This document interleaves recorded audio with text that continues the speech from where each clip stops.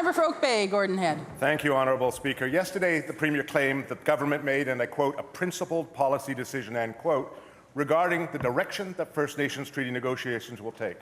Honourable Speaker, I must admit that this is the first time I've heard of a principled policy decision being announced in a media scrum after question period. Last month, Honourable Speaker, Cabinet appointed Tom Happynook, the highly respected hereditary whaling chief of the Huu-ay-aht First Nations, to the Treaty Commission.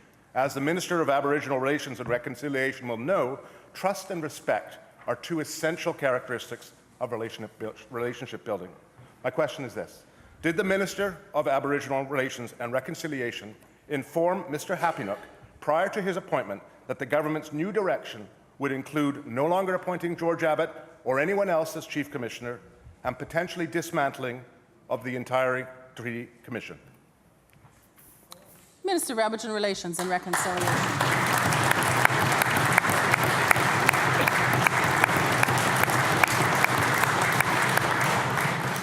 Thank you, Madam Speaker, and to the member opposite for the question. Although I really appreciate the note that you sent me, you've broken from your tradition of sending written questions to us, but that's fine. I get how that can go. But I do want to thank the member because Tom Happynook is an excellent individual, and we're very honoured that he has accepted the appointment to the BC Treaty Commission office. The BC Treaty Commission office is structured in that there needs to be 4 commissioners, 2 appointed by the Summit, 1 by the federal government, and 1 by the government of British Columbia, in order to be able to function. Without those 4 people being in place, the Treaty Commission office cannot continue forward with the work. And so I had discussions with Mr. Happynook about the appointment. I talked about the fact that we are thinking about the treaty process, and we're excited about being able to work with nations and to being able to find ways to be able to do things better. And Mr. Happynook said that he'd be excited to be part of the BDC Treaty Commission process and the work that they will be undertaking.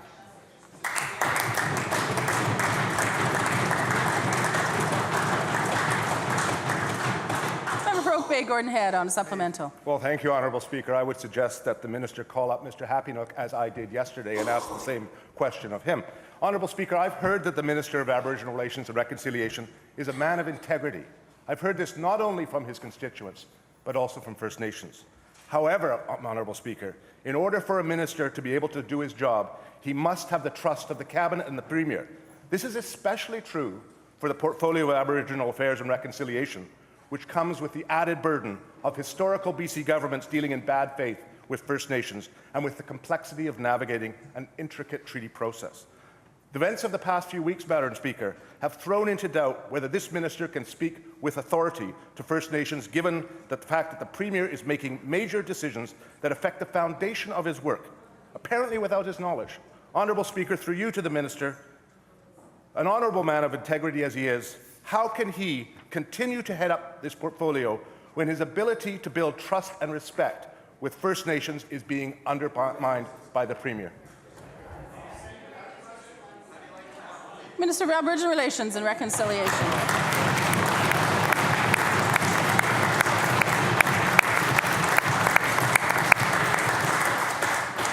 Thank you, Madam Speaker, and to the member opposite for the question. I have spent the last 2 years traveling around the province, building relations with First nations that are in the treaty process, nations that are outside of the treaty process, nations that we already have treaties with.